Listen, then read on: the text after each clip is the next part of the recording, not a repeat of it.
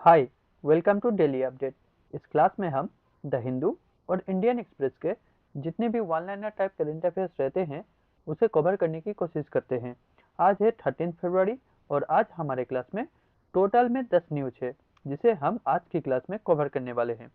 तो चलिए शुरू करते हैं हमारा आज का पहला न्यूज से। हमारा आज का पहला न्यूज है पीएमओ यानी कि प्राइम मिनिस्टर्स ऑफिस को लेकर। रिसेंटली एक न्यू कॉम्प्लेक्स इनोग्रेट किया गया है पीएमओ में और ये कॉम्प्लेक्स को इनोग्रेट किया गया है पीएम नरेंद्र मोदी के द्वारा, जिसका नाम रहेगा सेवा तीर्थ और इसे बनाया जा रहा है सेंट्रल विस्टा रीडेवलपमेंट प्रोजेक्ट के अंदर। आगे बढ़ते हैं हमारा आज का सेकंड न्यूज पे।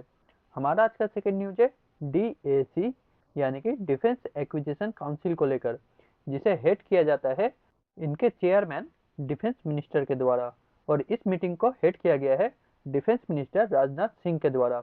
इस मीटिंग में एक एक्सेप्टेंस ऑफ नेसेसिटी पास किया गया है जिसके अंदर नियर अबाउट 23.6 लाख करोड़ का डिफेंस इक्विपमेंट प्रोक्योर किया जाएगा Indian air force, Indian navy, Indian army और इंडियन कोस्ट गार्ड के लिए।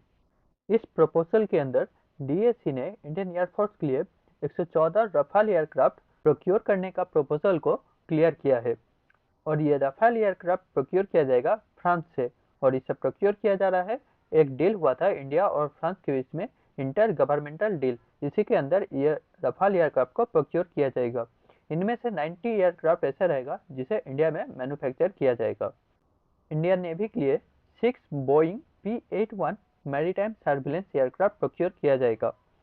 इसी के साथ कॉम्बैट मिसाइल ASHAPS प्लेटफॉर्म मतलब airship based high altitude pseudo satellite platform Indian army के लिए Vaibhav anti tank mine T-72 tanks, infantry combat vehicle BMP-2, SCALP cruise missile of range 450 kilometre, ये सब प्रोक्योर किया जाएगा और इंडियन कोस्ट गार्ड के लिए इलेक्ट्रो ऑप्टिकल इंफ्रारेड सिस्टम जिसे यूज किया जाएगा डॉर्नियर एयरक्राफ्ट में। आगे बढ़ते हैं हमारा आज का नेक्स्ट न्यूज पे। हमारा आज का नेक्स्ट न्यूज है एक डिफेंस डील को लेकर। यह डील साइन किया गया है डिफेंस मिनिस्ट्री और HAL के बीच में। इस डील के अंदर इंडियन कोस्ट गार्ड के लिए 8 डॉर्नियर एयरक्राफ्ट और ऑपरेशनल रोल इक्विपमेंट प्रोक्योर किया जाएगा। डॉर्नियर 228 एक ट्विन इंजन एयरक्राफ्ट है और इसे वेरियस मिशन में यूज किया जाता है, जैसे मैरीटाइम पेट्रोल में, सर्विलेंस में, मरीन पोल्यूशन में, सर्च एंड रेस्क्यू मिशन में और मेडिकल एवैक्यूएशन में। इसी तरह 2025 में भी MOD ने HAL के साथ एक एग्रीमेंट साइन किया था। इस एग्रीमेंट के अंदर HAL इंडियन एयरफोर्स को 97 LCA Mark 1 एयरक्राफ्ट डिलीवर करेगा और इसमें बताया जा रहा है 2027-28 से ये डिलीवरी स्टार्ट हो जाएगा और ओवर 6 ईयर्स पीरियड में ये कंप्लीट 97 एयरक्राफ्ट डिलीवर कर देगा। आगे बढ़ते हैं हमारा आज का नेक्स्ट न्यूज पे। हमारा आज का नेक्स्ट न्यूज है एक हाइड्रो इलेक्ट्रिक प्रोजेक्ट को लेकर और ये हाइड्रो इलेक्ट्रिक प्रोजेक्ट का नाम है भैलकोट हाइड्रो इलेक्ट्रिक प्रोजेक्ट और ये बनाया गया है चेनाब रिवर पे। आगे बढ़ते हैं नेक्स्ट न्यूज पे। नेक्स्ट न्यूज है दो कॉन्स्टिट्यूशनल अमेंडमेंट बिल को लेकर। फर्स्ट है 129th अमेंडमेंट बिल 2024 और सेकंड है union territories law amendment bill 2024। इसे इंट्रोड्यूस किया गया है union law minister Arjun Ram Meghwal के द्वारा। इस बिल के अंदर लोकसभा इलेक्शन और स्टेट और यूटी के जो असेंबली इलेक्शन रहते हैं उन्हें साइमल्टेनियसली कराने का बात की जा रही है। आगे बढ़ते हैं हमारा आज का नेक्स्ट न्यूज पे। हमारा आज का नेक्स्ट न्यूज है एक डाटा को लेकर। ये डाटा निकाला गया है ministry of road transport and highways के द्वारा।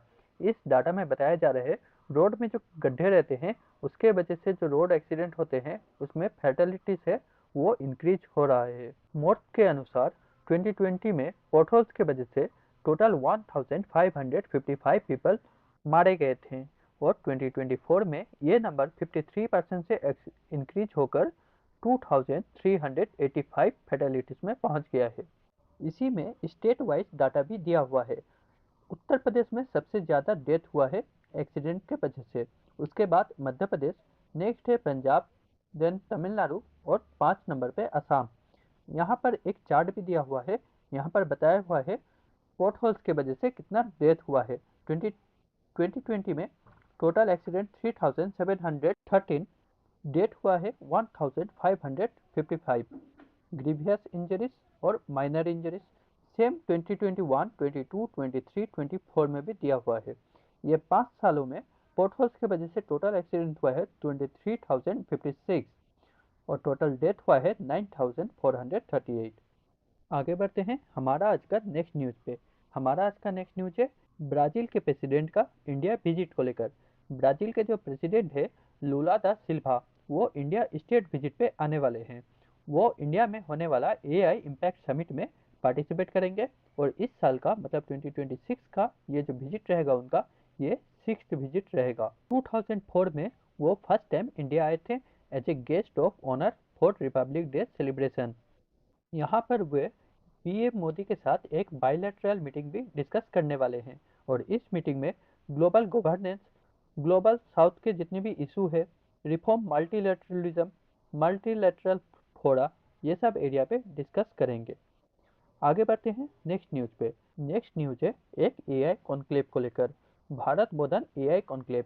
ये एक इनॉग्रल सेशन था और इस सेशन में union education minister Dharmendra Pradhan ने बोधन एआई नाम का एक प्लेटफॉर्म लॉन्च किए हैं। ये एक नॉन प्रॉफिट ऑर्गेनाइजेशन है मिनिस्ट्री ऑफ एजुकेशन के अंदर और ये एक open source Bharat edu AI stack build करने वाला है और इसे इंट्रोड्यूस किया जा रहा है इंडिया के एजुकेशन में एआई को इंक्लूड करने के लिए।